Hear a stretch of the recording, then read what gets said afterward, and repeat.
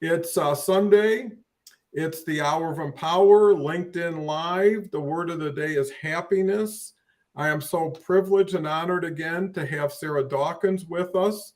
And Sarah Dawkins is a very thoughtful and insightful individual who really has a lot of rewarding experiences, but more importantly, opportunities to share a lot of the lessons from those experiences along the way. And I believe happiness is a great word because Sarah just personifies and projects it. So, we were just talking prior to going on the show about alignment, relevance, how we're actually looking to work probably more closely with less people than less closely with more people. With that said, Victoria's here. I'm going to actually have a call with Victoria and probably have her on the show. She's a great lady too, somebody you can connect with. And maybe that whole saying of birds of a feather flock together is going to start being true. So with that, let me turn it over to Sarah. Sarah, why don't you catch up with everybody and then share a little bit of your initial insights on happiness? Hi, thanks, Don, and hello, everybody. It's great to be back. I can't believe 2 weeks have gone. I mean, where is that time gone? It's just flown. It's so great to be back with everybody that's joining us. As Don always says, we run on the messages, so send us the messages what you'd like to hear. And just to elaborate, hi, Victoria. For those who don't know me, I'm a holistic health coach and I was a registered nurse for 20 years. I've written a book, I run a podcast, and it's all about health and wellness. And happiness, the subject Don's chosen today, feeds into health and wellness. We can't be well if we can't be happy. And what is happiness? It's about, for me, it's about a subjective feeling. It's how we personally feel ourselves. And it's aligned with positive emotions, positive energy. But for other people, it's something they seek. They think happiness is outside of them. And seek it in buying things or doing things or seeing people. And whilst those things can bolster our happiness, they tend to be short term because at the end of the day, happiness is within us.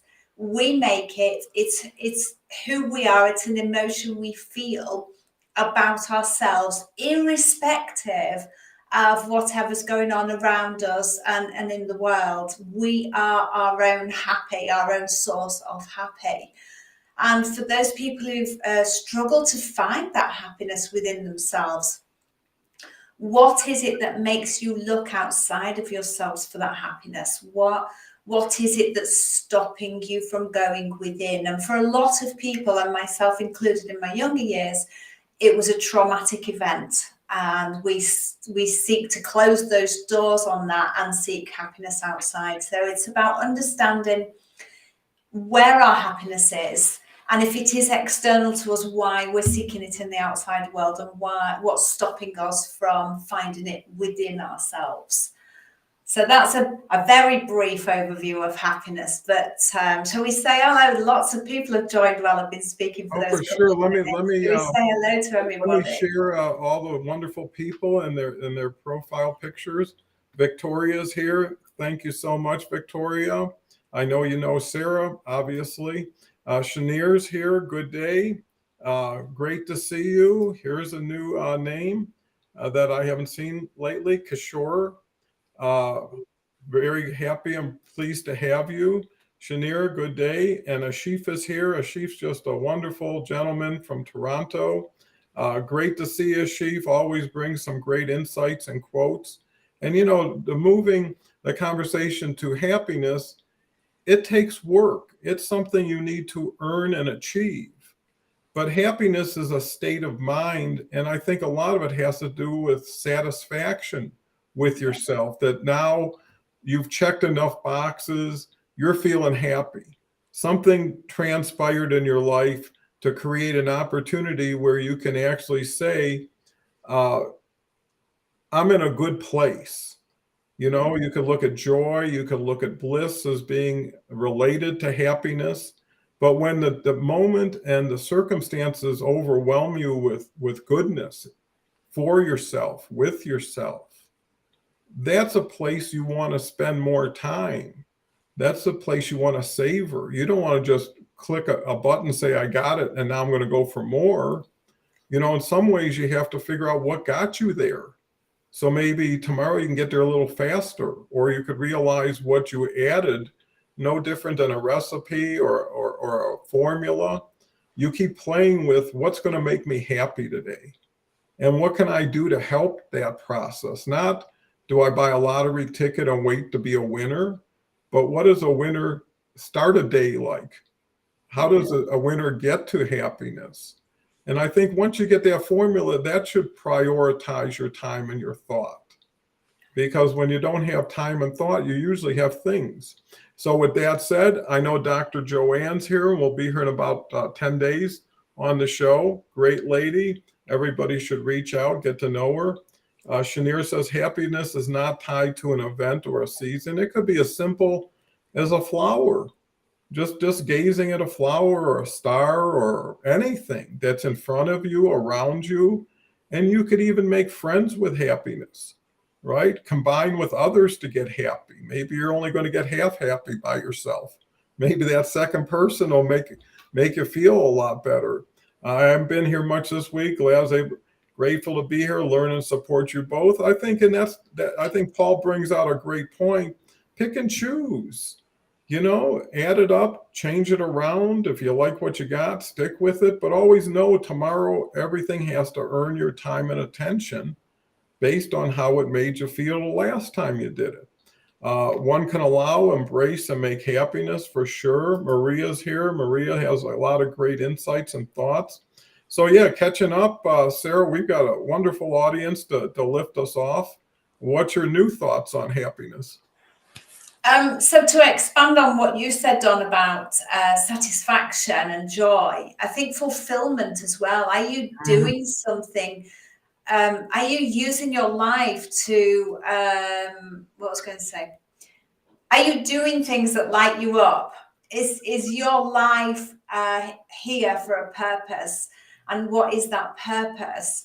And is what you're doing heading towards your life purpose? And to find out what our life purpose is, it's about fulfillment. It's about doing what we love to do that makes us happy. So for yourself, Don, it's airing this wonderful show every day, bringing people together. For myself, it's helping people in a slightly different way to heal themselves. And what we're doing nourishes each of our souls. And it's about understanding for everybody to find what makes you happy, to find what nourishes your soul and do more of that. Because if you're working, doing what you love, it doesn't feel like work. It feels like just life and enjoyment and happiness and fulfillment and satisfaction.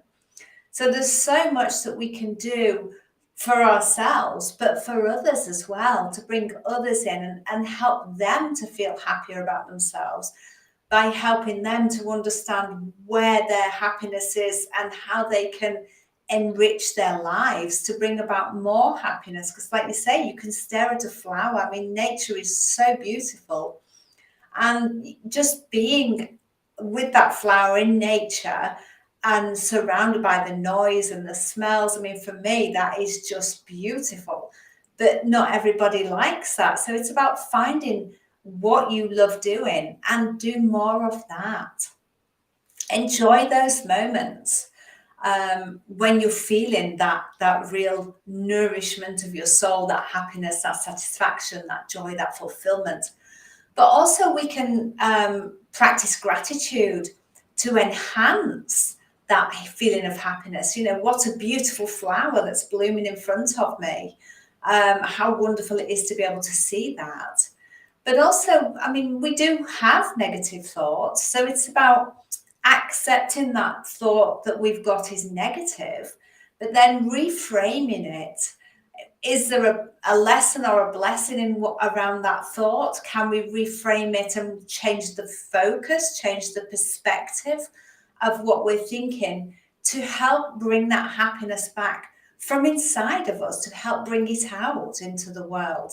Because at the end of the day, we are the master of our lives. We get to choose what emotion we want to portray to the world, how we want to feel, and we get the choice to flip those emotions by reframing them and looking at them from different perspectives, from new eyes. So it is all about coming from the inside and reframing, if needs be, an event, a thought, or an emotion. Yeah, you phrase it so well, and it opens up so many other thoughts, because a lot of it is awareness, being Yes. aware. When you're eating, it's easy to find out, boy, I'm getting full, right? And at that point, you start eating slower, stop eating altogether. Yeah. If you're on a journey for happiness, and maybe that's the measure of success in whatever else you do underneath it, when do you arrive there? Are you 70% of the way home at a certain point? And how important it is to resolve it, to get to full happiness. And then we also have to talk about not dealing with absolutes, right? Yeah. You can have little happiness that creates bigger happiness. You can have happiness through the happiness of others. When you see a baby smiling, right? Doesn't that bring the nature and the beauty of the whole universe together? And it makes you happy just to be around it, not to have to be it.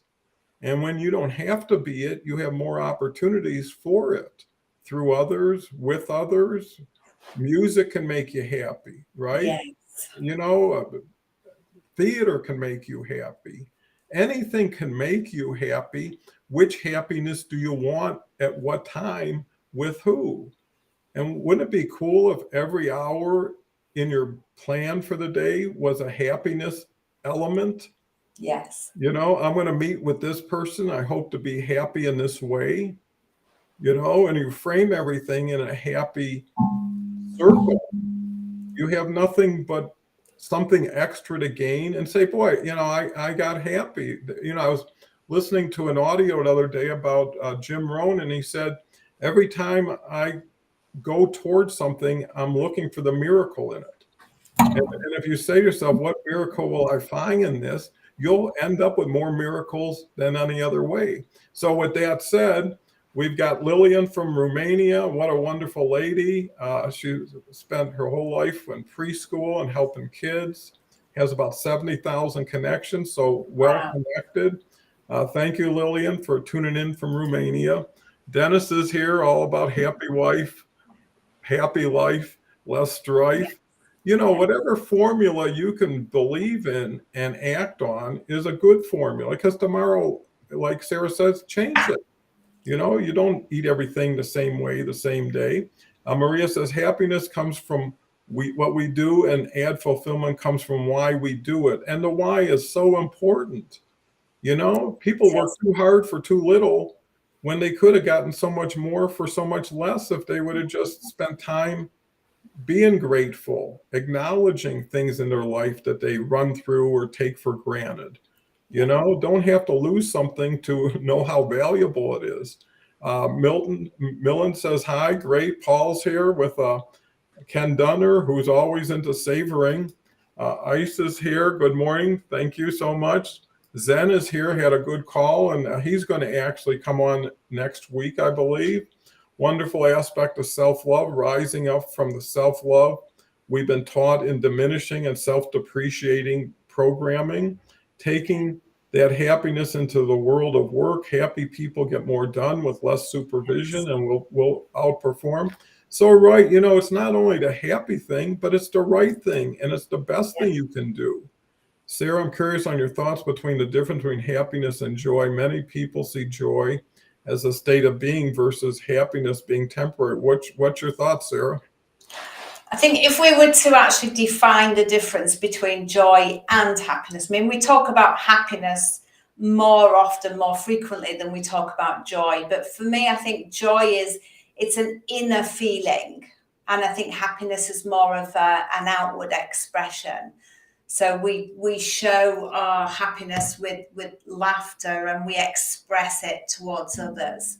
But it ultimately, I think it's joy that's within us, and it's the happiness that we express outwardly, if that makes sense. Yeah, I think it makes perfect sense. Hopefully that satisfies that definition. And, you know, in the past, you can always remember times when someone would say, and usually when you were younger, now, is this going to make you happy finally? You know, Yes. is this extra scoop of ice cream enough for you? You know, and you know, it was easier then to get happy. Milk and cookies, sitting around a table, playing a game of cards. You know, everything was simple then. And you could spend more time with your happiness because that's all you had. Yes. That was before you had responsibilities and jobs. You just had the joy of waking up and experiencing things, and hopefully having an environment where your parents or your relatives were motivated to see you happy Yes. and wanted to know, how are you doing? Are you happy? Would be the second thing, right? And I think if you figure that's been going on forever, people wanting the people they love to be as happy as they can and be able to say, what are you missing? Maybe I can put in that piece for you. Yeah. You know, and that duplicates and models for everybody else that if it worked for me, it could work for other people like me. So good question, Paul. Dennis comes back with, happy to have you back. Yeah, yesterday I took off. It was my first day in 365 days. Wow. And it was primarily because both of my grandkids were starting their soccer season at that time. And I said, you know, again, a measure of happiness is how do you become as happy as you can, but more importantly, show up for other people in their lives to say, hey, if I was going to give up a day, it was going to be for something like this, you know?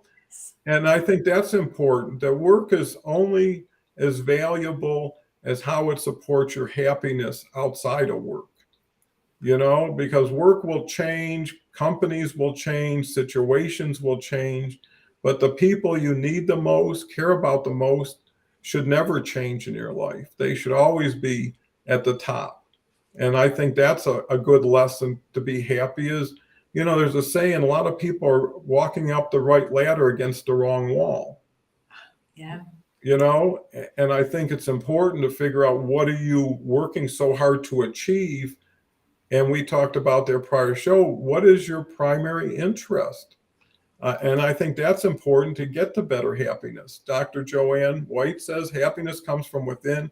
Yes, it's so important to share our happiness, no matter how large or small.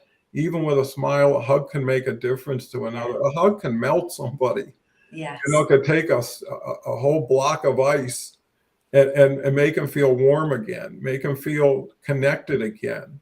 You know, that's why people hug people, is to combine, you know, and I think that's important, is people have to know they can be more than just themselves. And I think when you find true happiness, it's because you're part of something bigger than yourself. And you don't worry about the little things and the ego things and who said what said, you know, all that stuff. Okay.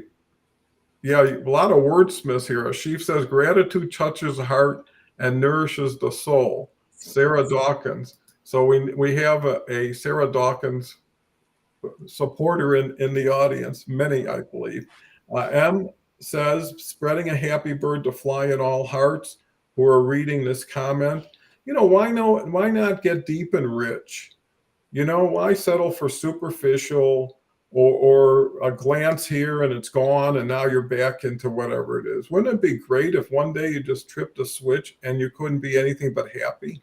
It came so naturally, it was just like assumed now. And why not? You know, what moments of unhappiness ever serve you, especially if they're self-created? Some come to you because it's just the way that life is. Then it says, agree, happiness, more gain, less pain. Yes. And again, it's who you're with. Oh, Don, don't get me started with ice cream. It's too early. Never too early for ice cream. I'm so happy you took the day. I was wondering why I didn't see that. Well, I did say gone fishing all week for the one day, so I tried to get out there. but you should always have opportunities and options anyways. Dependency doesn't build happiness. Independence can support happiness. So you say, well, I was going to get chocolate ice cream, but I can be just as happy with strawberry, right? Because what you're finding is it's what it means, what it feels, what it does for you. The flavor is just one along the checklist that you have to work through. Renadeb, good morning. Actually, I set up a call, and Renadeb's in India for Monday, right after the show, because Renadeb's been here every day for like ever.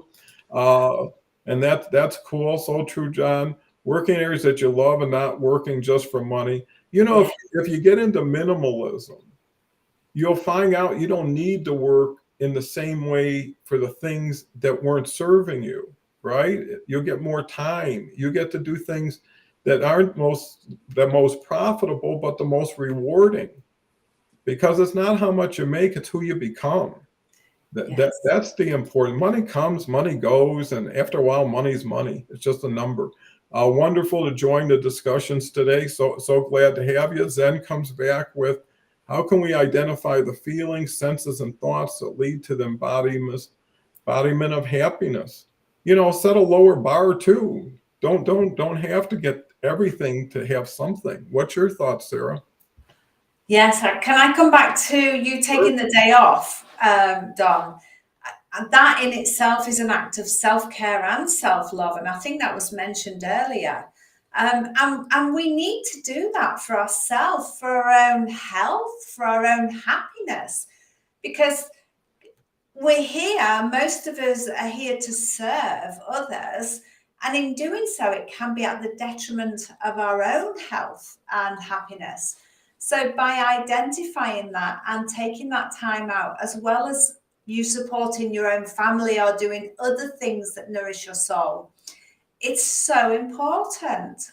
But it takes confidence sometimes to be able to do that, because people expect you to keep going and showing up, and to not take that time for yourself, because we can put out that persona. So it's about acknowledging that this is really important to me, and whilst I like doing this also is important to me. So I need to take a break to be able to do that, to continue to not only nourish my soul, but support the people in my life who are also near and dear to me, and loved ones. So self-care is a part of happiness, to understand what nourishes your soul, because quite often it's more than just one thing. There'll be quite a few things that you can choose from, and it's about being able to make those conscious choices and choose that I might be letting these people down, but this is really important for me to do this for myself, because all too often we keep going on the same track, thinking that we need to please others, or that we need to, or we should. I mean, I hate the word should, because should is about other people's opinions. So it's about rolling it back and saying, I need for myself to do this today or next week or next year. This is really important for me, for myself, for my health, for my happiness, for my fulfillment and satisfaction.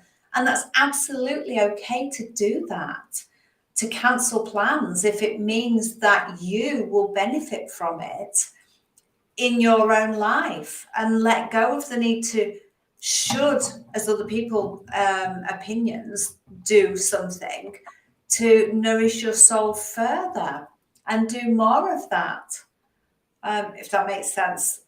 No, it makes perfect sense. And I also look at it as everybody else got an hour that they wouldn't have had to do something that they normally might not have done because of the show. And if everything is dependent on having to do the next thing, everything you've done prior to that wasn't that worthwhile, right? So either you've earned something, achieved something, or been happy and grateful to have had something. And you're right. If you're looking long term, you've got to pace yourself. Yes. That's the key, because most people would rather have an illness put them out and have an excuse. Yeah. then say before I got sick, I decided, hey, I'm going to take a break because I want to be here for a long time. And if people know, care, and love you, they'll promote it. And actually, all the feedback I got was positive, was applauding it. Yeah. Right? Yeah. Because nobody wants to look at like setting a record or being a machine. No. And, you know, if you have the best intentions, what was really kind of cool or interesting, when I made that decision, I knew the schedule and I did it in a week in advance, tried to promote the Gone Fishing. But what happened is Friday night, it started raining and raining. And I'm thinking they probably won't have a soccer game if the field is wet. And I said, well, whatever it is, I made the decision, you know, but I was so happy the game did go on. I was able to watch it. And it was a change. And I think that's the thing with anything. You can get tunnel vision, snowblind, whatever you want to call it. You forget there's a world around you. When I had my company for 37 years, everything for those 37 years was focused on that and family. And when I left there, it's like that was gone. And that was my family for 37 years, kind of my second family. But then the whole world was open again. Yes. Right? And that's the challenge. When you leave something, you're not into anything new yet. You're just left everything that was what it was. And as you move into the new, then the old tends to get put in the distance. And now you embrace a whole new living. And I think happiness is reinvention. We just had that word. Happiness is the new you, the 2.0, the Sarah that's now going to move to this level. And you see so many artists who are so good at so many arts. I mean, there's singers who are great painters. There's poets who are great singers. I mean, and why not be more than what you were? And I think that makes you happy because there's hope. Anytime there's an opportunity for change, there's hope that change can create happiness, you know, and everybody loves to see you happy. I mean, if you're sad, everybody's like, oh, what can I do to help you? Versus, hey, you're so happy, you inspire me. I'm so excited for you. Zen is prodigious today to switch exactly. Our choice, perhaps, everyone's choice. Yes. Right? You get a choice every day. You want to be sad, you want to be happy. How do you want to get there? How do you want to avoid getting there? Sarah, what's your thoughts? Absolutely. We can wake up every day and decide how our day is going to pan out for ourselves, irrespective of what happens around us. We get to choose how we want to feel. It's always a choice. And yes, things don't always go our way. And I've written a newsletter today about something that happened to me. And rather than let it sink me into negative thoughts and feelings, I decided to use that and turn it around and look at it from a different perspective.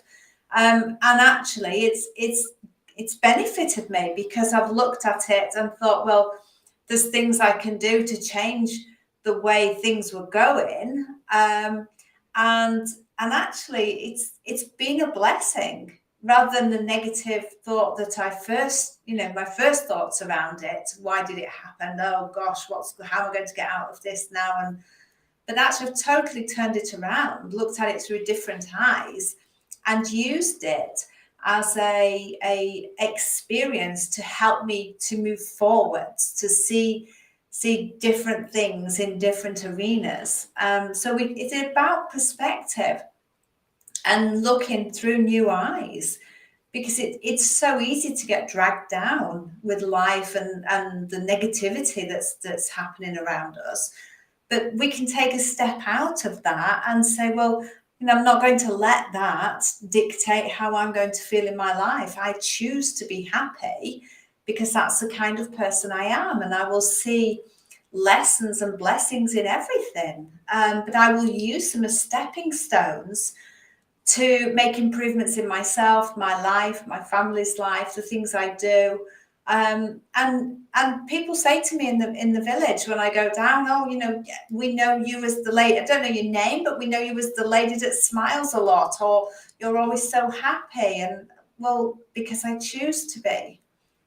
And it is really a choice, and we get that choice.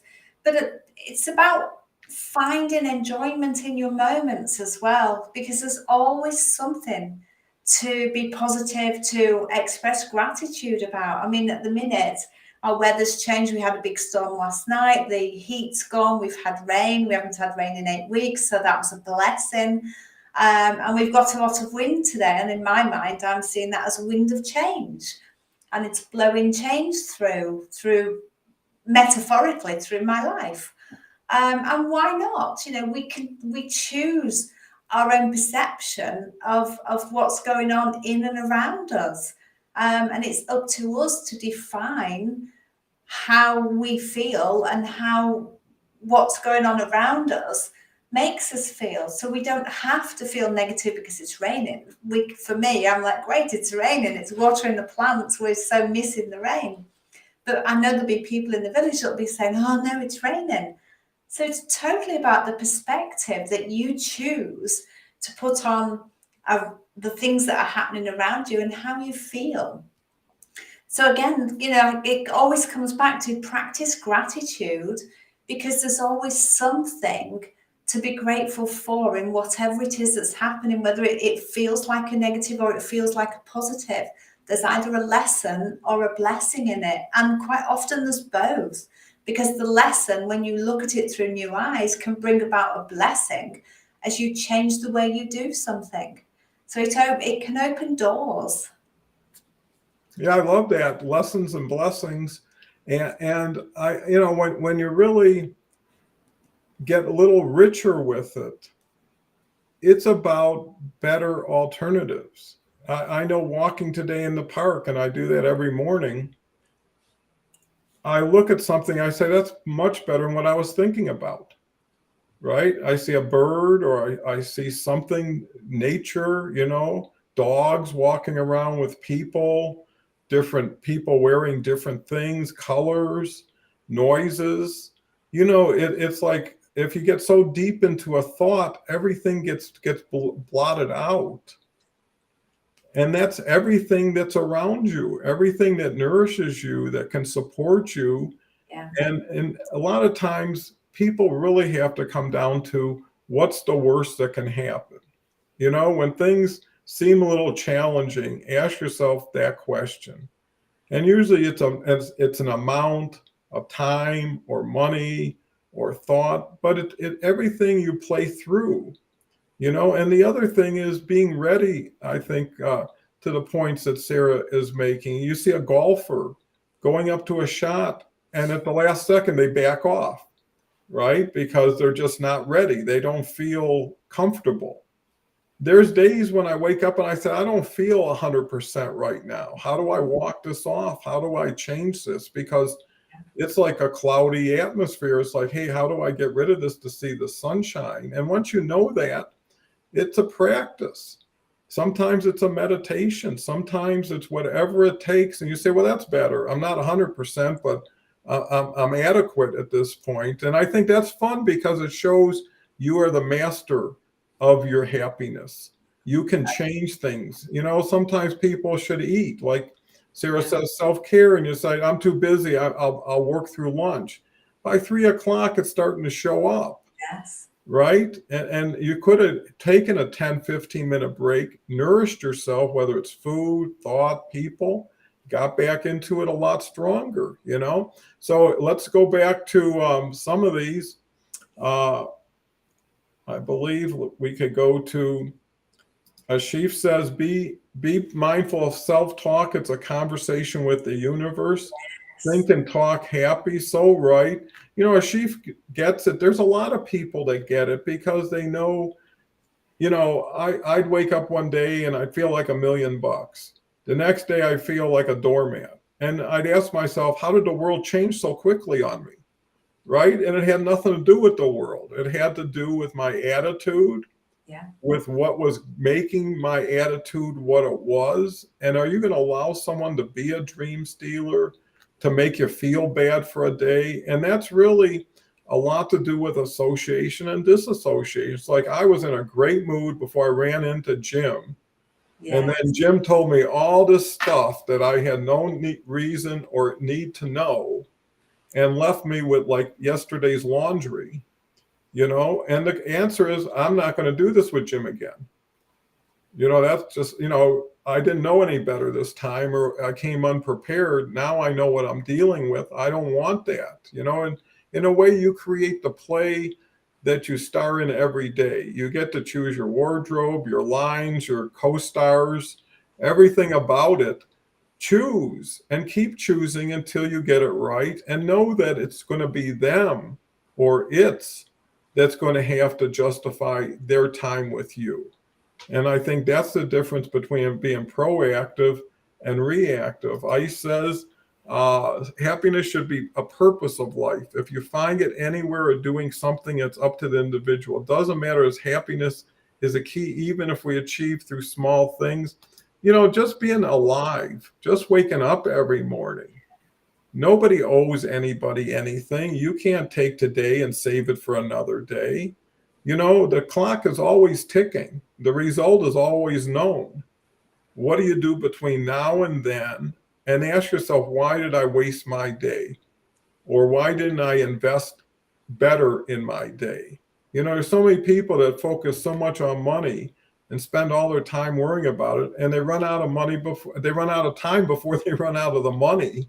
Yeah. And they found out it was insecurity that they were supporting, not security. Maria says not working for money solely is true, but it's a tool to enable to pay for it. You have to have it to some extent, but it doesn't have to have you. No. The money is a byproduct or result of your activity. It's not the reason you do something. You do something really well, really important. It gets recognized. Someone wants more of it, wants to keep you doing it. That's why they'll keep supporting you. Yes. And don't be afraid to ask for support. That's the other thing. Until you ask, you don't know what's around you or who's around you. And once you ask it, it is or it isn't. And that's, you don't want to be on the between two sides of a fence. There's a powerful documentary, The Minimalist, Less is Now. Yeah, I watched that and actually really encouraged me. It was two gentlemen, really quickly. They were both high level, C-level entrepreneurs making a boatload of money. The thing that changed one individual is their mother called and they didn't have time or couldn't get to the phone, didn't want to. And that was the last time the mother ever called. And then another guy worked 70 hours a week, lost his family, lost everything for his achievement towards success, supposedly. They both sold everything they had, created a duffel bag with the only possessions they would carry, and spent a year just going around the US, staying with people, doing things that didn't cost any money, and then created a documentary and a book and became very successful once again. And those people look at those situations and they ask themselves, how foolish was I? Yeah. Not to have a minute to take a call, or not to have time for the people that really I should have. And, that's why learning from other people's experiences, stories like that, could make somebody stop in their tracks and say, is this happiness? Is this worth it? And people are traveling 5 days a week and working 16 hours a day. I mean, I don't understand. And I think Sarah's right. People can't give them permission to quit, to slow down, and you got to do what you got to do when you got to do it for yourself. And you're the only person who knows that, knows how to do it. And if people don't care enough about you to say, hey, you need a break, take a break. It's better to have you in a better position than not to have you at all, or have you just burn out and now you got bigger issues. Zen says, I recently posted a piece with David Lynch talking about oneness, stuff I got institutionalized for in the 70s after a spiritual awakening. So wonderful to witness the progression. You know, that's a great thing. There's so many people now on YouTube, great masters of personal development. You can just have a buffet of information of thought leaders at your fingertips. Before you had to go to a conference, you had to buy a book. Now it's just redirect some of your viewing attention to something that can feed your mind, feed your spirit, and feed your future. Renandev says, happiness is inside each and every individual, comes out in different situations. Well, the more the better for everyone. I think that's, God has made us all naturally happy, but we don't realize this strength. So true. Christine's here. Christine's the everything, all juggling all the balls in the air. Can't believe how successful she is. I agree with taking time off. I am off this coming Tuesday through Memorial Day. I explained to my manager that even when I took care of my dad recently, I worked whatever I could. And following that, I was sick with COVID. What I need is a few real days off to recharge. And only you know that. And, you know, I'll tell you one thing, when you're not 100%, everybody sees it too. You know, when you should be going home, but it's like, I'm going to put one more hour in. That last hour is like the worst hour you're ever going to put in. And, you know, leave early, you know, and that's nothing wrong with that, because here's the thing. If you're getting based on time instead of thoughts, instead of ideas, instead of initiatives, then you're just trading time for money. Yes. You know, and you're only going to get so much scale on a method like that. Maria says, Zen through training our brain. So right. Paul comes back. One of my inspirations, Lewis Howes, said something that has summed up my life so far. Lose money on yourself to create value for others. Yeah, you know, losing, winning. I mean, it's like ping pong. You know, don't worry about it. Whatever you do, don't worry about it, because that doesn't help anything. Good evening, my great influencer, great Tundi. Greetings from Nigeria to your listeners' audience. So happy to have you. It's important okay. I'm sure you'll put in the missing blank. Network is not friendly in my country. Well, you know, that's why this is international. It's evergreen. There is no passport you need for what we're talking about, because happiness, I believe everybody would vote for if given a choice. So, and I like that we're not dealing with things that are divisive or too painful. Happiness is a choice. And how much choice do we apply to it now that we know it? Greetings from, that's an interesting place.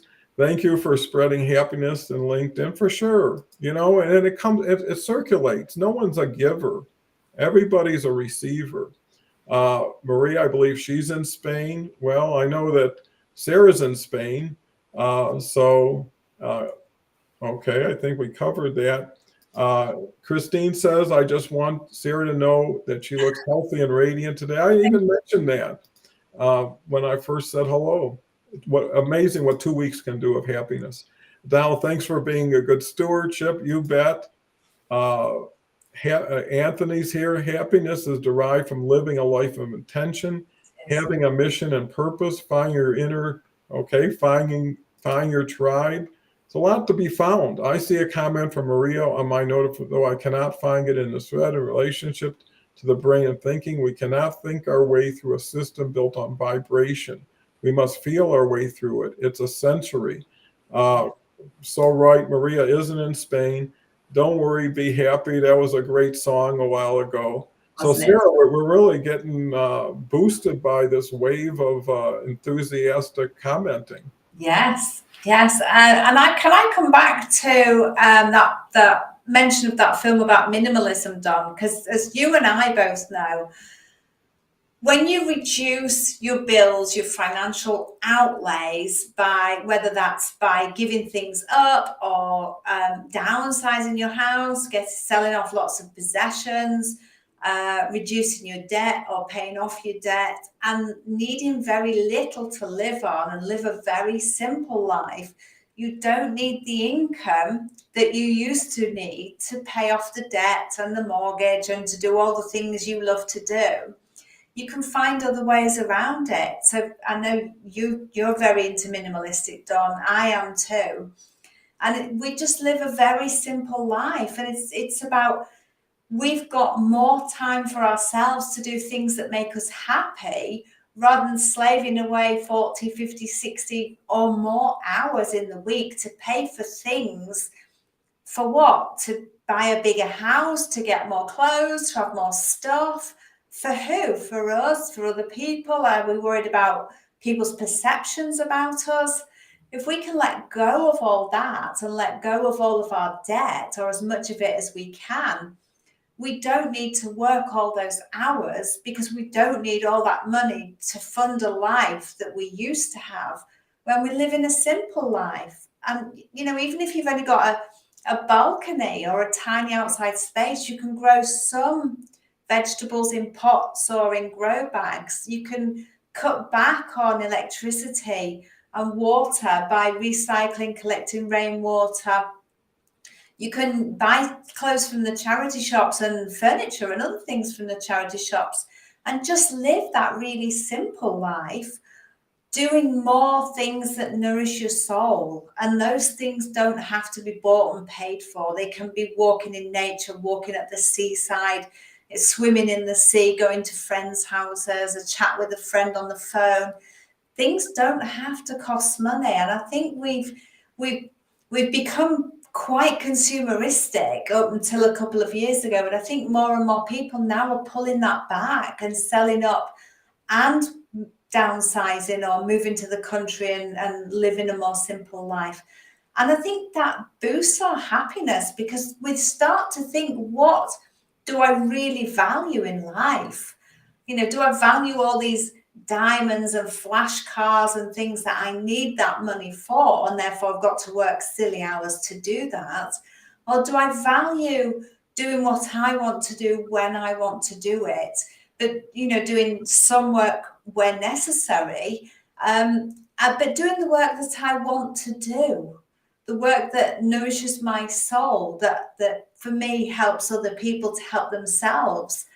So, we can cut back, we can downsize, and we can work out what nourishes our soul and what makes us, what boosts our happiness. Because as I said, it is a choice, but there are things that feed into that absolutely boost and bolster our happiness and joy in life.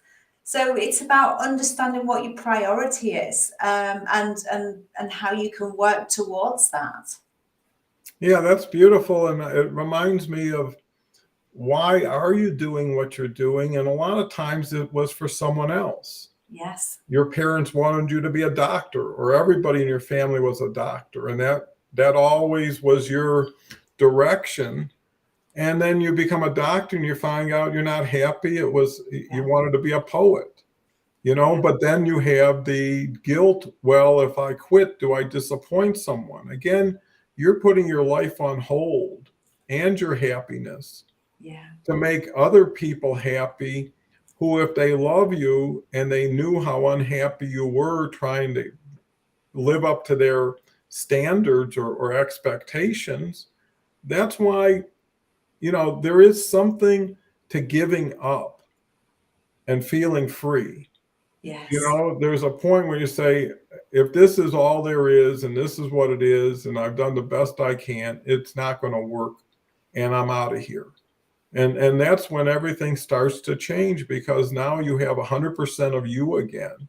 How many people have these stressful jobs, make a lot of money, and say, I just don't have time to finish what I really love, so I'll do it over a little bit of time. And after a while, it takes up such a small percentage of your thought and time, it becomes insignificant and it gets blotted out. And I think to minimalism, it's been so obvious, especially since the pandemic, how many people found that when they gave up their job, they could give up their car, they could give up the time in transit, they could give up the cleaners that they used to have to get their clothes, pressed all the time. They could give up the lunches at work and all this other stuff. And they found out it's like almost even. Now I could stay home with my family. Now I can generate 1/3 the income and still cover our expenses and do something I'm thrilled with. And here's the other thing about, because I've had, it's easier to talk about things you had and gave up than never had and feel you never needed. Yeah. But every time you get into that mode of materialism, it also applies to whoever's with you, right? Because once you buy the new car, then hey, what's the next car for the next person? And pretty soon it's more about balancing up than minimizing down for value and say, hey, is this all there is? Is this our happiness? I mean, how many relationships are like two ships passing in the fog? Yeah. Right? They're working till this, they're traveling here, we get to see each other, and then life doesn't wait for you. No. Your kids still need whatever they need. Your everyday personal responsibilities need to be dealt with. And everybody's saying, I don't have any time, even though everything that was invented lately was to save time. The cell phone, the internet, you name it. And I think it's getting back to nature. It's getting back to yourself, a simpler, slower life, and less consumption, but more appreciation for what is important to you. Yeah. Because too many people have too many choices and get mixed up. Yes. Here's the Paul says it's all about creating experience and making memories instead of when our time is up, we can't take the money with us. It reminds me of you don't know how valuable a moment is and until it becomes a memory. So true. Yes. Yeah. Zen says, we all volunteer to be here now. So as volunteers, how do we learn to work together better and achieve our dreams and goals of being happy, even fulfilled? That's a great point, Zen, because that is the question. Now that you know, now that you trust and like the people around you, that just gives you an open door. Are you going to walk through it? Are you going to take people with you to wherever you're going? Are you going to follow people who are going places you want to go? When you can take your ego away, because that's usually most of disappointment and failure is embarrassment. Right? If you lost something and no one ever knew but you, it wouldn't be as big a loss as if everybody said, oh, you got to sell your house because you lost your job. Right? Now the lost job becomes a loss of self-esteem or a place in society or that. And it's like, who are these people? Yeah. Who qualify me based on how much I'm making every month, what my decisions are. And that kind of tells you maybe you've been hanging around with the wrong group, trying to impress the wrong people with the wrong things, when it should just, and that's what vacations do. You get away for a week and you leave everything, you come back and everything looks different. And all of a sudden, maybe it's not the look you want someone say, hey, why not just live a life of vacation?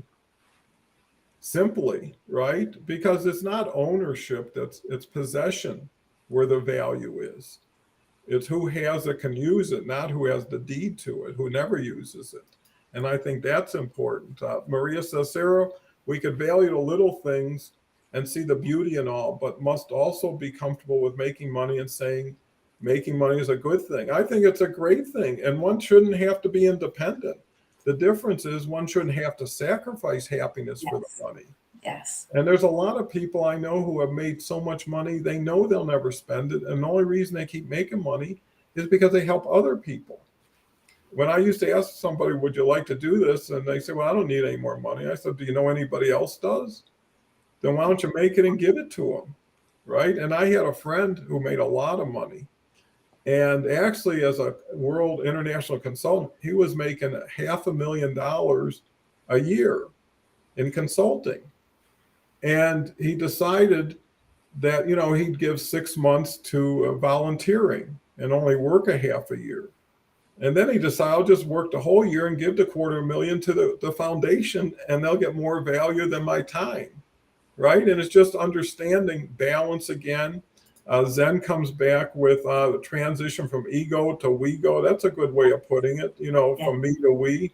So what's your thoughts there? We just had an illustrious group today who seem to be right there with us or ahead of us on all these topics.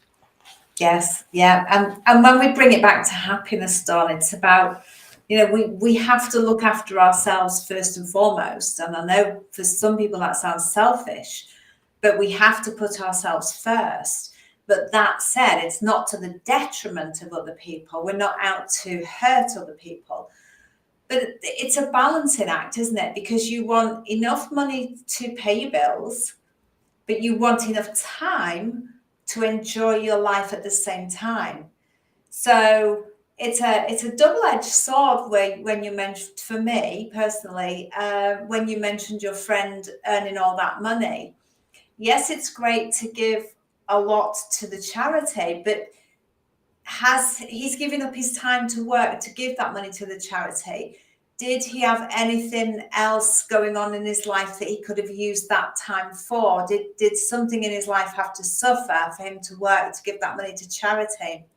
And these are the questions we need to ask ourselves, because we're only here on this planet in this meat suit, this body, for a certain amount of time. So ultimately, it's time that is the most important factor, not money. And our time goes into making that money. And if we've only got a finite amount of time, how much of that time are we going to give to ourselves for our own happiness and the fulfillment of our own lives, versus how much of that time are we going to give to others for the happiness of their life? And it really is that balancing act, because we have to look after ourselves to be able to give to other people. And I think it was Charles that said, because I talk about that you can't pour from an empty cup, and Charles mentioned that you should only give from the overflow of a bucket. So in my mind, that's giving more to yourself, because I'm talking about a teacup, he's talking about a bucket. So we need to fill ourselves up first and give from that overflow. So if we've got the time to do what we want to do in pursuit of our own happiness and fulfillment in life, then absolutely give to others. But we must also put in boundaries to protect ourselves and allow ourselves to have that happiness, that time to live the life that we want to live, not that other people think we should live. And that there comes back to, as you've just alluded to, where we're doing things to show, aren't we good for other people looking in? Look at me, I've got this big house, this big car. Because that is about consumerism. And I feel that we've been conditioned over the past few decades to be consumers, to buy that stuff and go, look at me, look at how aren't I successful? I've got a big house and a big car. But why do we need to define success like that? Why can we not define success as, what do I want in life? And have I attained what I want in life? I've got a roof over my head, food in the fridge, a bed to sleep in, a family that love me, and enough money to pay my bills and buy some food. To me, that's successful. But to others, it might not be. So our interpretation of successful is different, and our interpretation of happiness is different. And for some, they don't feel they can be happy until they've done whatever. They've got to tick all these boxes and then they can be happy. So it's like in the pursuit of happiness. Whereas why can we not be happy now and work our life around that happiness? What can I do in my life so that I can maintain my own happiness? But obviously I need money to pay bills. So what can I do to do that? And being minimalistic means that I don't need a lot of money. I can live a perfectly happy and simple life, versus my husband and I have both had those professional, upstanding jobs, earning lots of money, having the big house, the big car. And for others, that we were successful, but we still see that we're successful now, living a smaller house with, smaller cars and having the time to do what we want to do. So it's, where do you put your value? And is it really your value, or are you living your life around the values of other people? So keep bringing it back to happiness, your own happiness. And what do you need to do in your life to feel nourished, fulfilled, satisfied, and bolster your happiness and do things that support your happiness? It is really a balancing act. And I think you have to put boundaries in, like you did, and you took a day off yesterday, and that was fabulous. You have to put those boundaries in and say, this is what I need to hear. And then after that, something different is going to happen. And that's my boundary. And know that it's okay to do that, because it's self-preservation at the end of the day. We're looking out for ourselves whilst not being unkind to others. And then we can fill our bucket and give from that overflow. Well, I think you cover so many bases. And when I look at it, it is all up to the individual. There are no absolutes. No. There are no secret formulas. Everything is a degree. When we talk about, let's say, volunteering, you can volunteer 1 day a month, 1 day a week. It doesn't matter. You can blend that in. There's a lot of companies that encourage volunteering, that if you're doing something for a community and benefit, they'll give you the day off from whatever company, and you'll have to participate, and then everybody wins, and then everybody has a better brand. At the same time, if there are people, and I haven't met many, who are truly happy with their possessions, who go through their jewelry every night and look at it and feel it and touch it, and it brings them happiness, that's the right thing for them. There is no judgment. But if you've been doing that and accumulating it over time and it hasn't been enough, then it probably will never be enough. Yeah. And why ever accept something that's not enough and say, hey, the good thing about change, what you did yesterday, you can always repeat tomorrow in most cases. So what's the difference with taking the day off? The world's still going to spin. Everything's still going to be there for you. And one day the world will continue to be here and you won't. That's the difference. Yeah. So if you don't spend the time on self-love and care and appreciation, you've got to be your biggest fan. The game is always going to come down to you and yourself, and how do you want to support yourself or not? How do you want to echo the naysayers and bring that into the loop that you think of, which will keep you in bed, which will start to generate numbing habits, that will make you not feel instead of feel bad. Yeah. And I think at a certain point, learning from others is easy. It's a lot easier than learning from yourself, because you're not always your best judge. Yes. A lot of times you just, and that's where responsibility and accountability come in. You should take responsibility for your life. You should be accountable for your actions, but you should forgive yourself immediately once you settle the score. Once you take the bill and say, it's mine to deal with, but from now on, I'll do this. Whatever the case, I know we're all better for these discussions. I know I wouldn't have thought or said what I did today without Sarah, without this audience. So it's actually it's being able to self-actualize yourself through the thoughts and the attention. And I know I was really zeroing in on what Sarah had to say, what the audience was supporting us with. And it makes you better as a supporting or a part of the team than the person who's always going to be responsible for delivering wisdom and knowledge, knowing what everybody's going to need and want, and doing it all at the same time is unrealistic, versus, hey, I can throw something into the pot to make it a better soup, or I can add to that, and sometimes shining somebody else's car gives you more satisfaction than your car being shined, and it shows, hey, it doesn't matter who goes first as long as everybody gets a turn. Yeah. And I think that's valuable with happiness. And sometimes, especially as you get older, you live vicariously through others. Yes. Right? My kids, their success means more to me than my success now, because I've had it. And now it's their turn. And as it goes down another layer, just sitting in the stands where you used to be the player on the field, it's nice to give some space to people coming up. And I think that's what shows like this.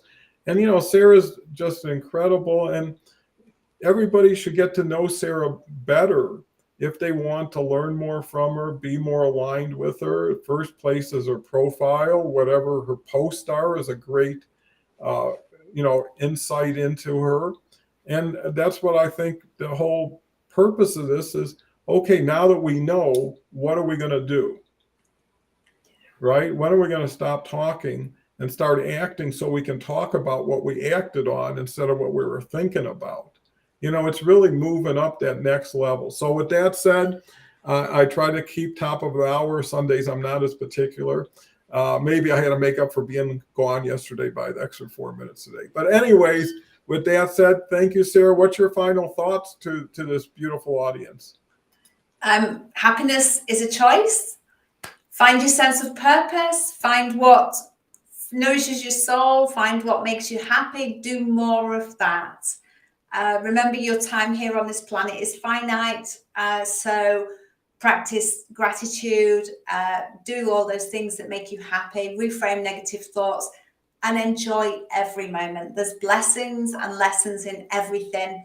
Reframe it. Look at it through new eyes, new perspective, and find you're happy. Well, that's a great note to end on. And I know it's always better to be happy at the end. So with that, Sarah, thank you. Thank you, audience. Come back tomorrow if you're available. Tomorrow we'll have Gretchen Skelka. Everybody knows Gretchen's been here every other Monday for about 8 months. Just a lovely person who's doing outstanding things. And everybody who's now really getting to be a regular is someone who really adds to happiness, or hopefully what I've learned is their intention is to do that. I know what Sarah's doing and so many other people, the other people's happiness is key to continuing to be happy themselves. So happy. See you tomorrow if you can. Bye for now. Thank you, Sarah.